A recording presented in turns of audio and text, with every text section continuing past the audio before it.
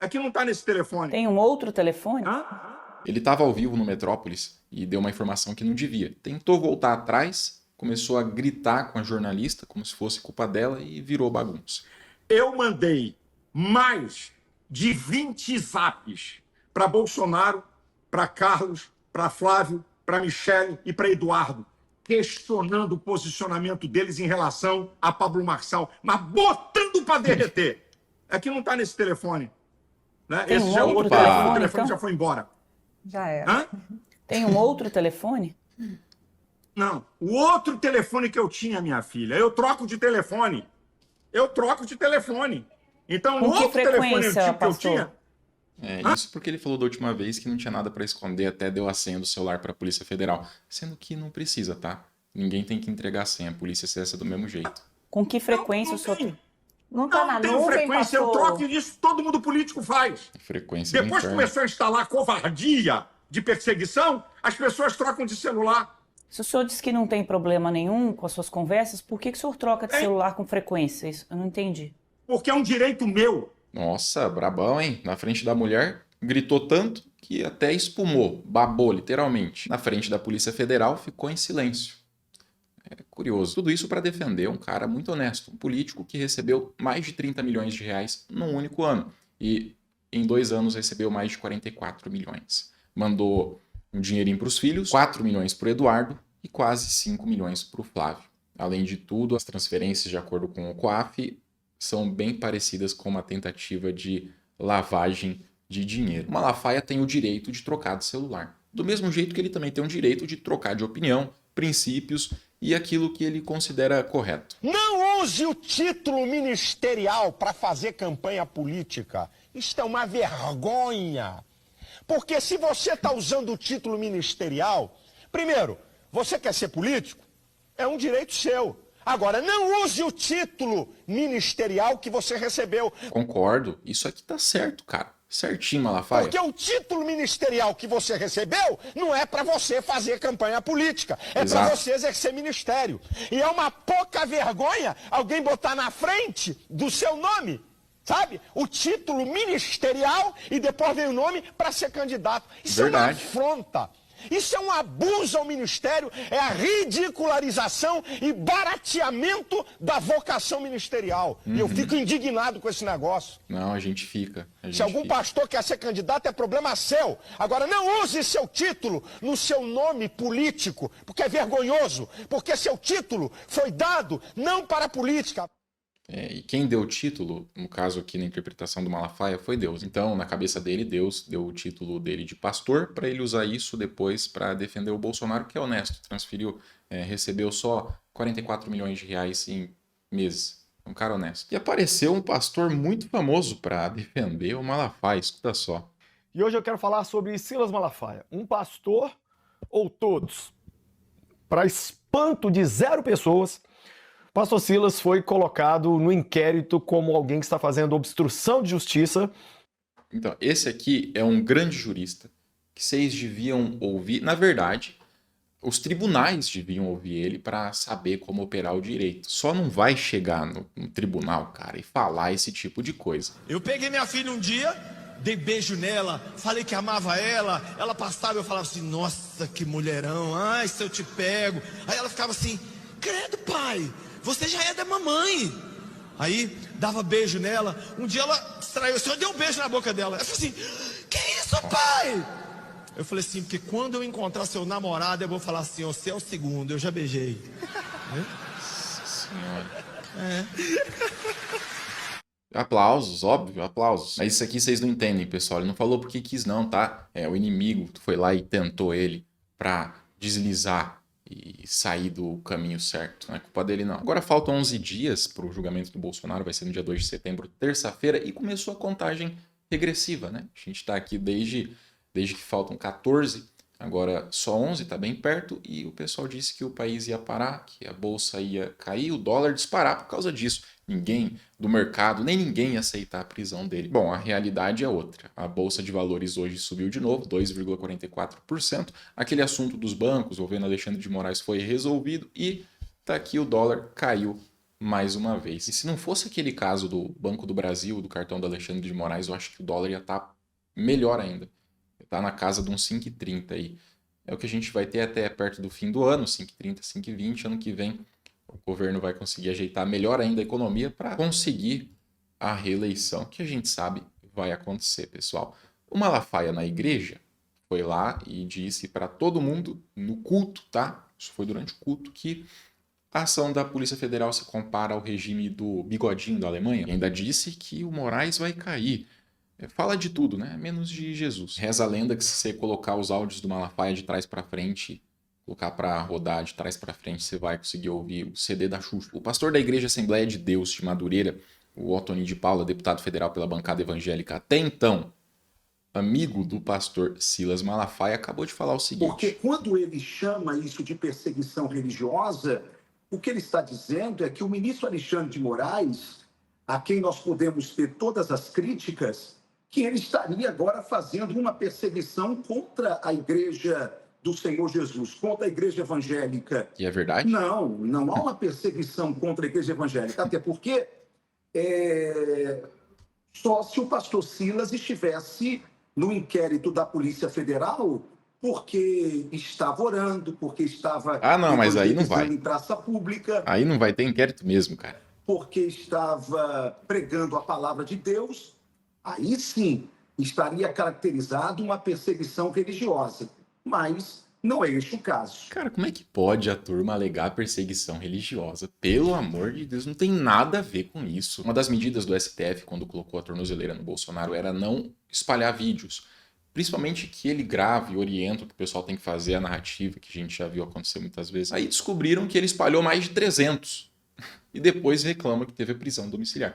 Inclusive, ele pediu para aparecer naquela manifestação que gerou a prisão. O pessoal fingiu que era o Flávio, que o filho dele fez isso, ele não podia ser preso por uma atitude do filho. Não, depois a gente descobriu pelos áudios que ele pediu para aparecer. O Eduardo deu mais uma afinada, disse que não há interferência no processo. Olha, pessoal, a gente não está tentando interferir na justiça. O meu objetivo é anistia através do Congresso, mas para tanto é preciso que os gangsters parem de ameaçar os parlamentares e por aí vai. Tem que recuar, tá certo. E ele vai continuar fingindo que nunca falou naqueles áudios, que a gente não ficou sabendo através dos áudios, que a anistia não é pelos presos do 8 de janeiro, é pelo pai dele. Vai continuar fingindo que nada aconteceu e vai também tentar moldar a realidade para deixar menos vergonhosa a situação dele, de toda aquela bravata que ele deu, que ia acabar o mundo, que os Estados Unidos ia fazer acontecer, e agora eles estão tudo sem rumo, parecendo barata tonta. É o que sobrou, né? Tá certo, é o que sobrou. Tão corajoso quanto o Van Hatten, que diz que nunca sentou na cadeira do Hugo Mota, por isso não pode ser punido ou ter o mandato suspenso por alguns meses. Com uma foto na notícia dele literalmente sentado na cadeira do Hugo Mota. E o Feliciano tentando tirar o cara. Meu, isso aí vai dar errado. Cara, a direita não consegue fazer nada sem negar a realidade. Diz uma coisa e depois... Não, nunca falei isso. E os seguidores acreditam, os eleitores acreditam. Por isso vão continuar eternamente nesses 20 aí, 30% sem ganhar nenhuma eleição e depois chorando que tem fraude nas urnas. Ontem eu falei para vocês que a situação do Eduardo nos Estados Unidos, com o governo dos Estados Unidos, não era o melhor dos mundos e que começou a apertar.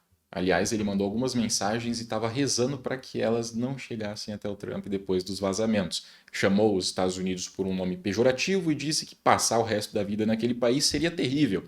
Bom, agora a situação piorou mais um pouco. A Polícia Federal afirmou que Eduardo Bolsonaro tentou enganar o governo dos Estados Unidos para que aplicasse sanções contra o Brasil e contra integrantes do setor público.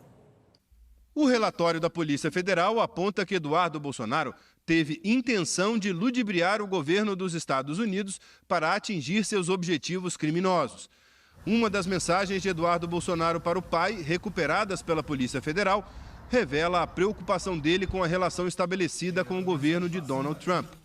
Eduardo Bolsonaro enviou ao pai uma imagem com a mensagem: torce para a inteligência americana não levar isso aqui ao conhecimento do Trump. Era uma mensagem de visualização única, então depois que o Bolsonaro viu, não dá mais para recuperar. Isso vai chegar no Trump. é uma questão de tempo até chegar num assessor que vai contar para o outro, isso vai espalhar e vai chegar no pessoal da cúpula do governo. Você também pode deixar o seu like aqui para divulgar o vídeo. Vamos bater a meta de 100 mil likes, a gente está conseguindo isso em quase todos os vídeos e não à toa o canal está indo muito bem, com muitas visualizações, graças à ajuda que vocês estão dando. É um clique no like que faz toda a diferença, o YouTube vai entregar esse vídeo para mais pessoas. Os não conseguiram recuperar o conteúdo da imagem. No início do relatório, a Polícia Federal explica que diversos arquivos de mídia, como imagens e vídeos, não puderam ser acessados porque o banco de dados do aplicativo de conversa armazenou apenas metadados, como o nome do arquivo. No relatório, a Polícia Federal afirma que os investigados atuaram com consciência e vontade no intuito de convencer autoridades governamentais estrangeiras, induzindo-as em erro para aplicar sanções contra o Estado brasileiro e autoridades nacionais constituídas, de forma a satisfazer interesses pessoais ilícitos, qual seja, garantir a impunidade decorrente de uma eventual condenação criminal dos acusados de constituir e integrar uma organização criminosa voltada para a prática dos crimes de tentativa de golpe de Estado e abolição violenta do Estado Democrático de Direito. Esse cara não devia ter mais um voto. É sério, num país de verdade, onde não tem um bando de iludido, apaixonado, emocionado por político, ele não teria mais um voto na vida. Eu queria fazer uma denúncia para vocês, uma coisa que aconteceu comigo, e vocês nem ficaram sabendo, tá? Assistiram o vídeo de ontem?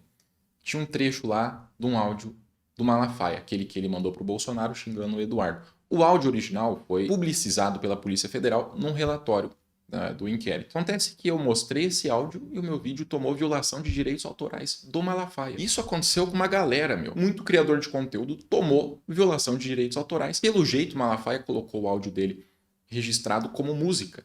Então, se você usar aquele áudio, que, cara, era da Polícia Federal, você vai tomar violação de direitos autorais. Falei com o Clayson, com o Álvaro Borba, Thiago dos Reis e aconteceu a mesma coisa com eles também. Basicamente, depois que você toma uma violação de direitos autorais, o dinheiro do seu vídeo vai pro reclamante. Ou seja, todos esses que eu citei, mostrou 1 minuto do áudio, você perdeu a monetização do vídeo e o dinheiro também vai pro Malafaia. E o YouTube entrou em contato, resolveu isso muito rápido, reestabeleceu a monetização aqui e tirou também que o Malafaia ia receber de dinheiro pelo que ele nem produziu. A Globo não dá problema com direitos autorais quando eu mostro vídeos deles.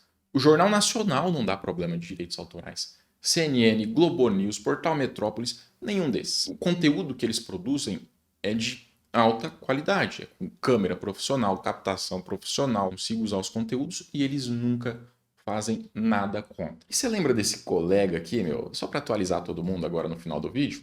O nome dele é Wilker Leão. É um youtuber aí que era do MBL, aí virou bolsonarista, aí virou só de direita independente, sei lá como é que tá hoje, que atrapalhou um monte de aula na universidade, um monte de professor, para ensinar o professor como é que devia dar aula. E agora no tribunal, tentou ensinar a juíza como que se interpreta e aplica o texto legal. Antes de só confirmar, qual que é a disciplina que ele ministra? História da África. Isso. Tá. O professor Estevão, no início das aulas, eu falo isso porque eu sou professora também, então no início das aulas ele colocou as diretrizes para os alunos, como que o semestre ia se desenvolver, as aulas, relacionado inclusive à gravação de aulas, ele mencionou aos alunos se ele autorizava ou se não autorizava a gravação de aulas? Não, isso fica presente na segunda aula, que ele traz o termo que eu citei com a primeira testemunha aqui, que era para que todos os alunos assinassem, para que houvesse um embasamento da universidade e individual dele para um posterior processo, e quem não assinasse, ele apresentaria uma nova lista para registrar esses nomes. Mas na primeira aula, voltando, era só para contexto, na primeira aula não há menção alguma a plano de ensino, a história da África, a qualquer contexto que seja acadêmico. Toda a discussão é em relação ao momento inicial, ele se apresenta, cumprimenta alguns alunos, diz que a matéria vai ser História da África, aí ele bate o olho em mim, que sento na frente, próximo dele. Aí ele fala, você é o aluno que grava as disciplinas? Isso não é tão agressivo, a senhora vai assistir depois. Aí eu digo, sim, sou eu. E aí ele pode parar imediatamente. Eu disse, com base em que legislação, professor? Porque a gravação... Né? Só esclarecendo aqui para o senhor que a Lei de Diretrizes e Bases da Educação garante ao professor proibir a gravação de aula. Só esclarecendo para o senhor. Mas ele, na segunda aula, ele então mencionou que não gostaria que as aulas fossem gravadas, é isso? Só para esclarecer esse primeiro ponto que a senhora faz uma menção à Lei de Diretrizes e Bases, qual seria o artigo que diz que é proibido? Liberdade de cátedra. Tá, mas é só com base nisso, o professor esclareceu ao senhor que não gostaria que gravasse as aulas? A gente vai seguir, mas a liberdade de cátedra é completamente distinta de uma proibição de uma gravação de imagem. O advogado começou a se mexer ali atrás. Cara, você não tá na sala de aula. Sim, mas o que a senhora menciona uma disposição legal que não tem a ver com isso. Não estou aqui para discutir com o senhor sobre isso. Eu acho que ela foi educada. De verdade, eu acho que a juíza teve muita paciência e foi educada. Confere se você está inscrito aqui no canal, a gente está na meta de bater logo 1 milhão. Eu sei que a gente consegue rápido, porque tem mais de 1 milhão de pessoas que assistem os vídeos. O YouTube disse isso, é uma informação que eles entregam, e não tem 1 milhão de inscritos. Vê se sua inscrição tá aí, se ela não foi removida. Aproveita e já deixa o seu like, faz muita diferença. E um comentário também pra gente interagir. Eu quero saber o que vocês pensam e de verdade os comentários são bem legais. Às vezes à noite eu leio alguns, até mando print pro meu irmão, porque vocês são criativos, meu. Tem coisa que eu dou risada e é legal ler os comentários. Vamos interagir, pessoal.